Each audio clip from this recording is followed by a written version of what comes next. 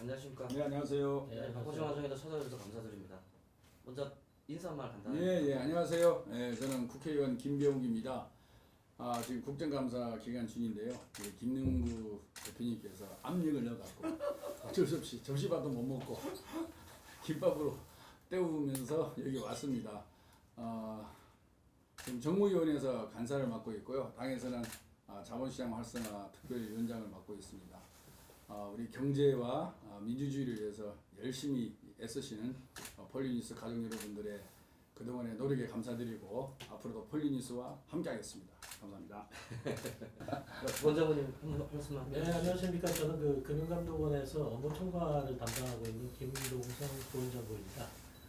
요즘 그 최근에 그 뜨거운 화두가 되고 있는 ESG를 중심으로 해가지고 이런 자리를 마련해 주신 폴리뉴스 관계자 여러분께 감사드리고요.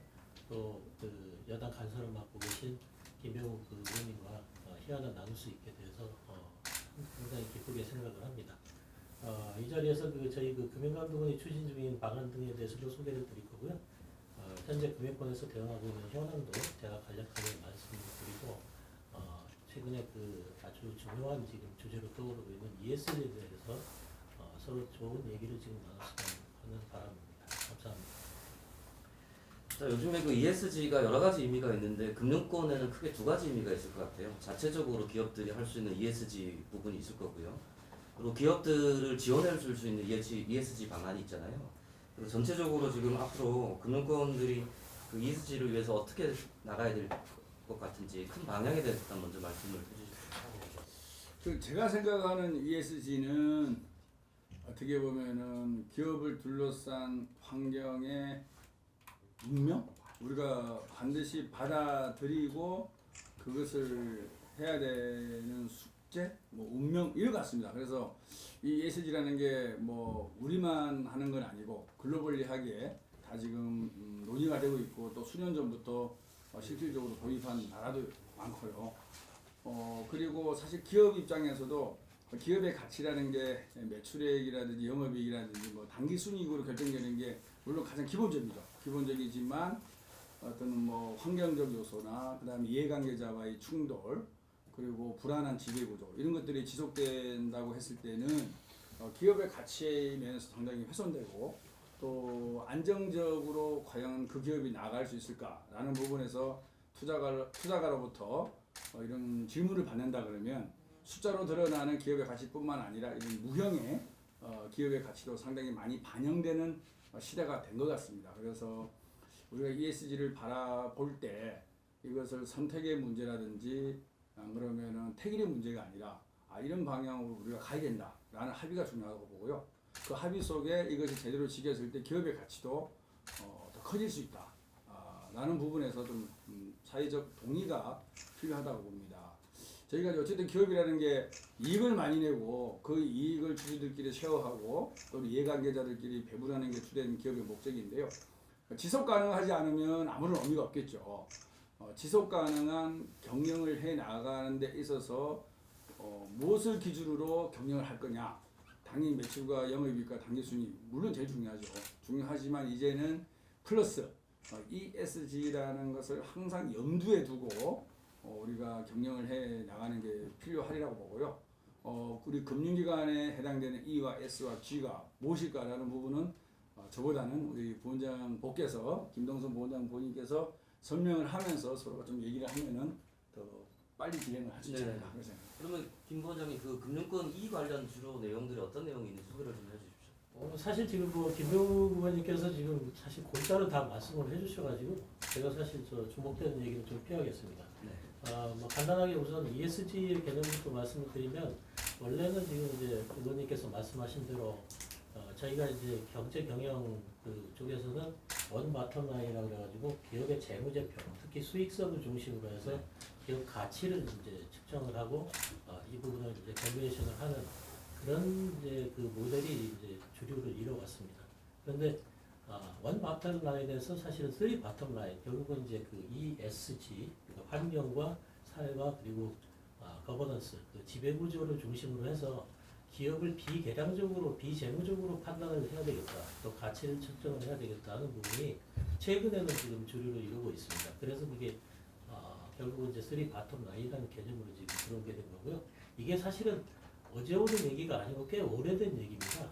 기업이 결국은 금융회사를 포함해서 앞으로 이제 어떻게 그러면 가치를 지금 그 사회적으로 발현을 할 것인가가 지금 ESG의 지금 핵심이고요.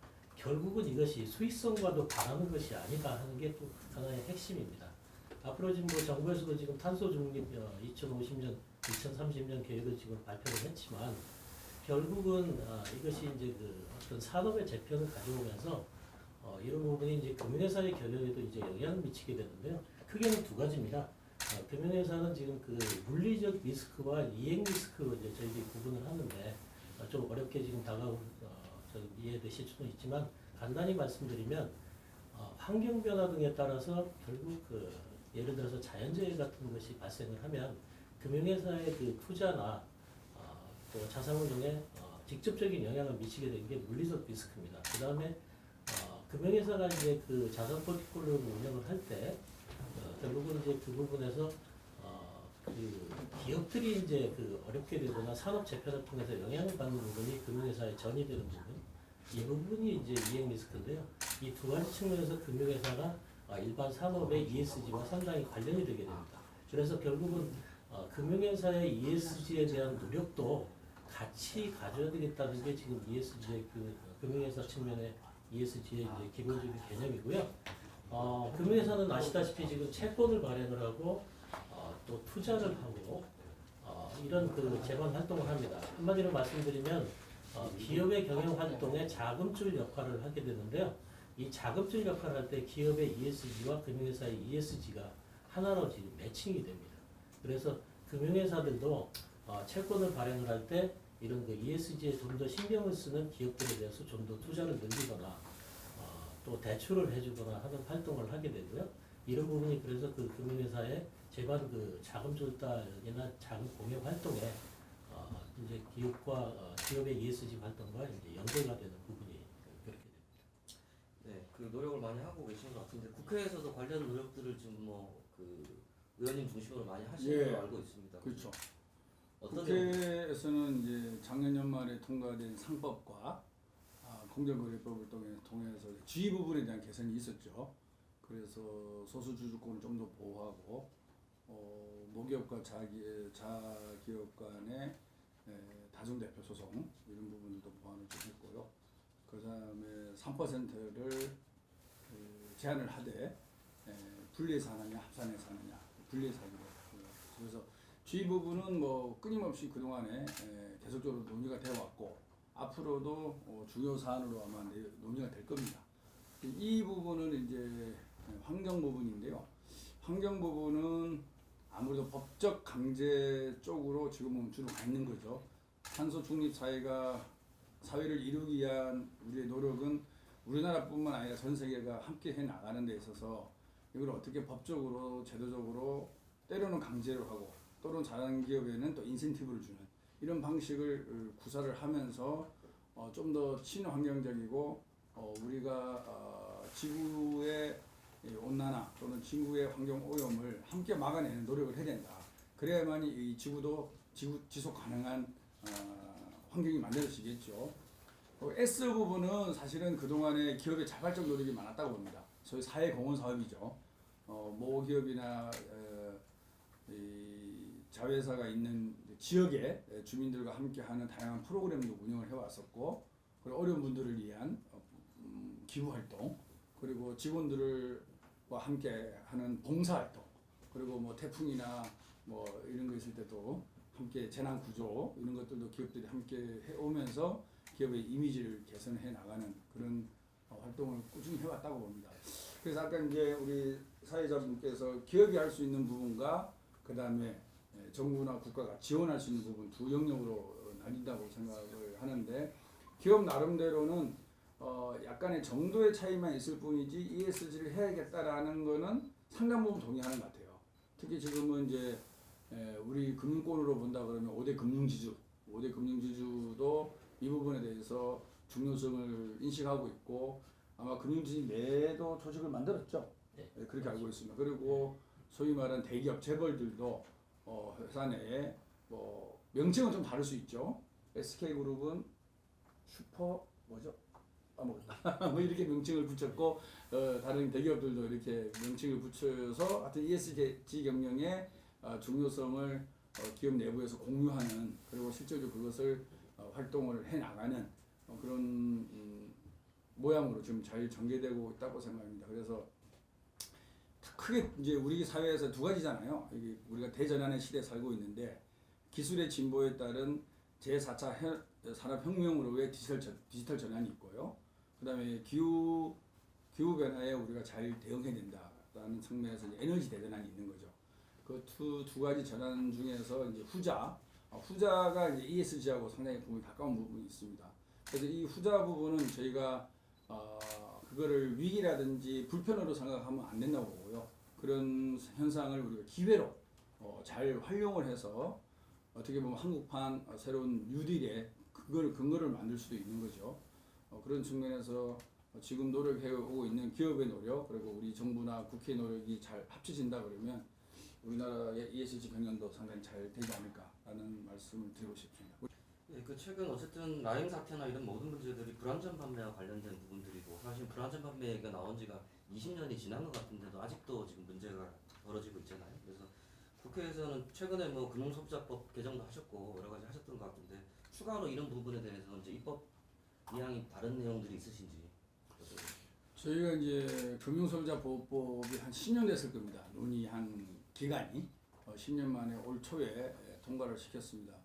아마 대한민국 금융 역사상 상당히 중요한 의미를 갖는 법이라고 생각하고요. 그 법의 이제 핵심은 이제 금융상품을 판매할 때 6대 원칙을 지켜야 된다는 건데 제가 다 기억을 못하지만 적합성의 원칙, 설명의 의무, 과잉 표시 금지의 원칙, 또 뭐 있죠? 세 가지 더. 적정성의 원칙 이렇게 등등이 있습니다. 그것을 지켜서 이제 판매를 하라는 거고요. 설명의 의무 관련돼서는 이제 핵심적인 게 입증 책임을 누가 질 거냐. 그게 상당히 중요한 겁니다. 다시 말해서 A라는 펀드를 팔았는데 그 A라는 펀드를 제대로 된 설명 속에서 팔았느냐 안 그러면 설명을 대충 하고 투자자한테 기망을 했느냐 이거 아니겠습니까? 그래서 그 입증 책임이 기존에는 투자자한테 있었어요. 내가 설명을 제대로 못 들었다. 그걸 증명을 해놔야만 손해를 배상받을 수 있는 그런 우리 체계로 되어 있었는데 이번 금융소비자보호법 개정을 통해서 설명의 의무에 관련된 입증 책임을 금융회사가 지기로 했습니다. 이게 아마 가장 중요한 그래서 또 일부 부작용이 나오죠. 펀드 하나 가입하려면 옛날에는 10분이면 되는데 1시간 걸리더라. 이제 판매회사 입장에서도 입증 책임을 본인이 져야 되니까 그 기록을 다 남겨야 되는 거죠. 그래서 저도 하나 펀드를 가입했는데 저도 어쨌든 알려진 사람이잖아요. 도망갈 사람은 아닌데 저도 47분 걸렸습니다.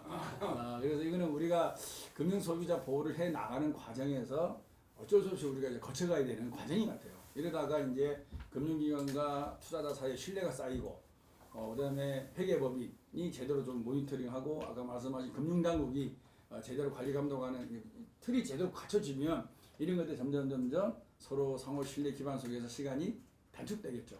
근데 지금은 저희가 아까 말씀하신 대로 뭐 DLF 사태다, 라임이다, 다양한 어떤 불안전 판매 속에서 투자자들의 손해가 커지다 보니까 상당히 이제 소비자 보호 관련된 법은 타이트하게 운영할 수밖에 없다는 게 아마 금융당국의 고민일 거라 생각하고요.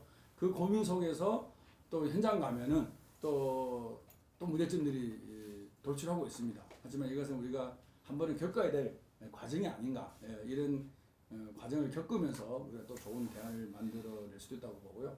또 제가 낸 법안 중에 통과된 게 예금 보호 관련 법인데요. 차고 송금을 쉽게 처리해주는 법도 제가 통과시켰습니다. 우리가 비대면 거래 속에서 온라인 거래가 활성화되고 있는데 이 차고 송금이 오히려 많습니다. 그래서 차고 송금에 대해서 차고 송금으로 손해를 본 사람이 즉시 피해를 구제받을 수 있는 그런 법들도 국회에서 통과됐고요. 의원님께서 사실 뭐 감독자인 저보다도 훨씬 더 요체를 잘 설명을 해주셔서 제가 조금만 더 부연 설명을 드리면 ESG라는 게 결국은 금융회사의 수익과 반대되는 개념이 아닙니다. 아주 좋은 그렇죠. 제가 금방 이제 의원님께서 말씀을 하셨지만 이번에 그 부실 사모펀드 사태로 인해서 금융회사들은 손해 많이 그 봤죠. 손해를 굉장히 엄청 많이 봤습니다. 배상 금액도 물어줘야 되고 감독 당국의 제재도 받았고 그래서 실제로 수수료로 벌어들인 이익보다도 훨씬 더 많은 손실을 봤습니다. 결국은 이게 좋은 사례인 게 결국 장기적인 그런 관점에서 고객을 위해서 사실 상품을 판매하지 않고 단기적으로 수익을 목적으로 했기 때문에 실질적으로는 오히려 손실을 보는 결과를 초래한 것이 이번 그 부식펀드 사태의 가장 그 ESG에 반하는 좋은 사례라고 할 수가 있습니다. 네, 그 말씀하신 대로 그 기업 금융기관들 이번 사례를 통해서 좀 더 배우는 계기가 됐으면 좋겠고요. 또 사실 ESG 중에 말씀하신 대로 E나 S는 그 기업들이 스스로 자랑하고 싶은 내용들이 많은데 제일 까다로운 부분이 G에 대한 부분이잖아요. 그 지배구조에 관련된 부분은 뭐 금융기관뿐만 아니고 일반 기업들도 숨기려고 하는 부분들이 사실 많은 부분인데 가장 먼저 집중적으로 개선돼야 될 부분이 G에 대한 부분이기도 하고요. 그래서 이 부분에 대해서 어떻게 생각하는지 부장님 요즘에 그 금융기관들 G에 대한 지배구조 문제에 대한 개선책이나 보완책 같은 걸 마련하고 계십니까? G는 뭐 아시는 대로 지금 거버넌스 그 회사의 이제 지배 구조입니다. 그 이사회 그리고 그 경영진이 이제 한데 어우러지는 하나의 이제 의사결정 구조의 이제 문제인데요. 말씀하신 대로 지금 이 거버넌스는 사실은 제도적으로는 지금 금융회사의 지배구조법이라든지 또 김영우 의원께서 만들어주신 그런 법률을 통해서 구현이 되어 있고요. 기본적으로는 상법의 회사법에서 이사의 책임이라든지 이사회의 그 임무라든지 이런 것들이 구현이 되어 있습니다. 그런데 문제는 사실은 이제 실질적으로 이게 작동을 안 하는 게 이제 문제인데요. 이 그 법에서 지금 구현하는 논리는 하나의 이제 그 프린시플은 견제와 균형입니다. 결국은 이사회가 경영진을 감독을 하고 경영진은 주주가 위임한 권한을 행사하고 그 책임을 또 다하는 것이 이제 요체인데요.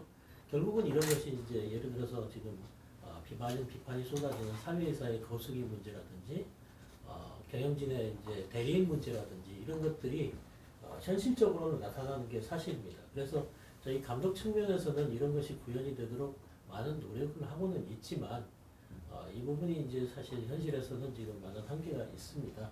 그래서 지금 국회에서도 지배구조법을 개정을 한다든지 하는 지금 그 노력을 하고 계시지만 저희들은 이제 기본적으로 저희들이 감독 활동을 통해서 이런 그 내부적인 의사 결정이 민주적으로 이루어지도록 저희들이 계속 감독 활동을 하고는 있습니다만 이 부분은 저희 감독기관뿐만 아니고 국회 그리고 소비자 이런 부분이 입체적으로 감시 활동을 통해서 사실 이루어져야 되는 부분이라고 저희는 생각을 합니다. 네, 그 지배구조 관련해서 지금 말씀해주신 내용들도 있지만 최근에 이번 국감에 사실 플랫폼 국감이라 할 정도로 예. 얘기가 많이 되고 있는데 그 금융기업들도 사실은 현장에서 만나보면 카카오나 K뱅크나 이런 그 빅테크를 중심으로 한 금융기업들이 생기면서 거꾸로 기존의 이제 국내 금융사들이 역차별을 받고 있다 이런 내용들이 많거든요. 그래서 그 관련해서는 그 입법이나 다른 그 내용들이 준비하고 계신 게 있는지 말씀해 참 그게 이제 저희가 이제 고민거리죠. 이 혁신을 하기 위해서는 규제를 좀 완화를 해줄 수밖에 없는 거죠. 규제가 완화되지 않는 환경에서 혁신이라는 게 얼마나 이루어질 수 있을까. 그런데 혁신을 하기 위해서 규제를 완화해 줬더니만 그 혁신의 결과물이 과연 혁신이냐. 또 이런 이제 물음을 받고 있는 거죠. 질문을. 네, 요즘 뭐 그게 장안의 이제 화제인데요. 위원님께서 말씀을 하셨지만 사실은 이제 혁신은 계속 돼야 된다고 생각은 합니다. 지금 4차 산업혁명 시대를 맞아서 새로운 지금 패러다임이 몰려오고 있어서 세계 각국도 같은 지금 고민을 하고 있는 상황이고요.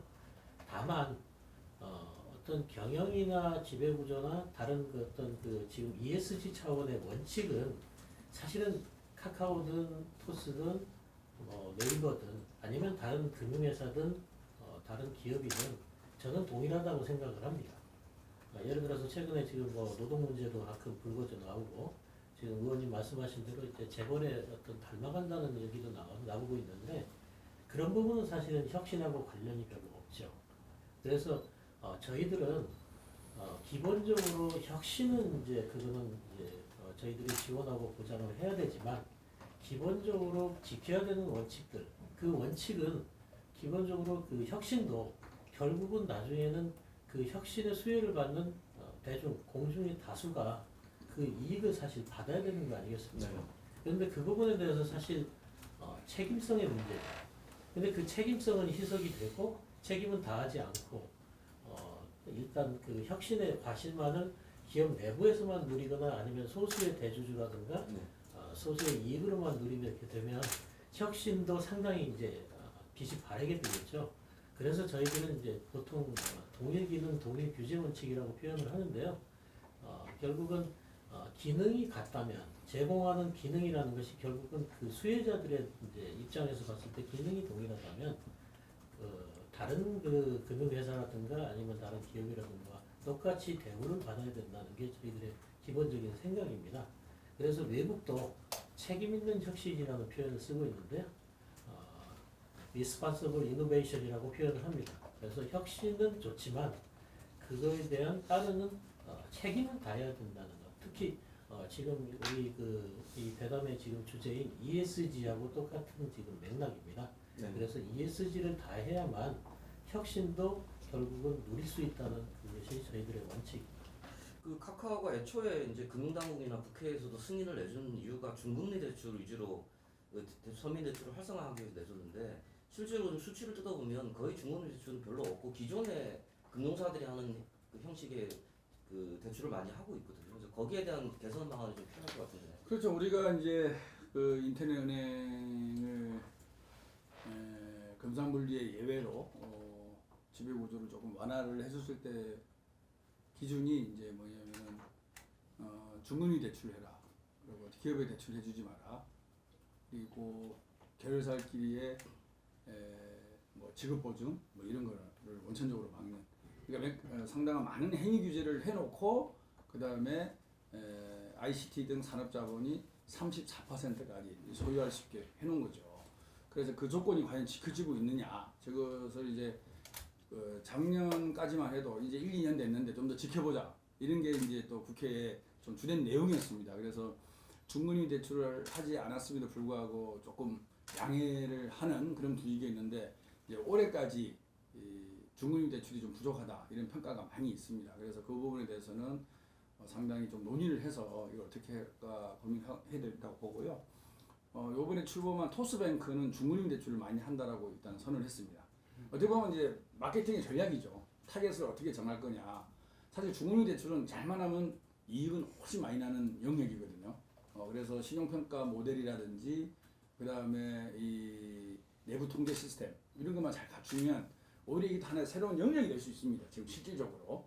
그리고 저축은행과 캐피탈에 가 있는 고금리로 돈을 쓰고 있는 국민 입장에서도 중금리 대출이 활성화되면 중금리로 갈 수 있는 여지가 생길 가능성이 있는 거죠. 그래서 그 영역을 아마 토스뱅크가 한다라고 얘기를 했습니다. 좀 지켜볼 만하고요. 그래서 K뱅크와 카카오뱅크가 저희도 지속적으로 얘기를 해오고 있습니다. 중금리 해라. 그래서 좀 더 저희가 데이터를 보고 감독원과 함께 좀 협의를 해 나가야 되지 않을까. 그 올해 연말까지 데이터를 봤을 때 그 약속한 대로 그게 지켜지지 않을 경우에 네. 어떤 규제나 지금은 이제 혁신을 논할 단계를 넘어선 것 같아요. 이제 어느 정도 규제가 필요한 시점인 것 같은데 거기에 관련된 입법이나 이런 것들을 혹시나 생각하고 계신 게 있으신가요? 글쎄 뭐 아까 말한 대로 인터넷 은행의 행위 제한에 대해서는 법제화가 돼 있는데 중금리 대출 그리고 전 법인 대출을 못하게 하고 또 법제화돼 있습니다. 중금리 대출은 법제화는 안 돼 있는 걸로 기억을 하고요. 그렇게 이제 우리가 권장을 하는 거죠. 이 영역에 있어서의 인터넷 은행이 좀 더 나서주라. 왜냐하면 은행도 이제 워낙 담보 위주의 고신용자들만 대출을 해주는 상황이었고 그리고 은행 다음에는 거의 없잖아요. 저축은행 뭐 결국에는 이제 캐피탈 대부업까지 가는 거 아니겠습니까? 그래서 우리 국민들이 이 중금리 쪽에 상당히 영역이 있을 거다. 근데 우리가 아직도 부동산 담보나 금융 이력을 갖고 신용평가를 하거든요. 그래서 지금은 이제 새로운 신용평가 모델을 연구하는 젊은 핀테크 벤처기업들 꽤 많이 있습니다. 꽤 많이 있어요. 그래서 특히 이제 대학생들 그리고 이제 사회초년생들 이분들은 금융 이력이 없잖아요. 금융 이력이 없으니까 대출을 받을 때 어렵고 고금리를 받을 수밖에 없는 거예요.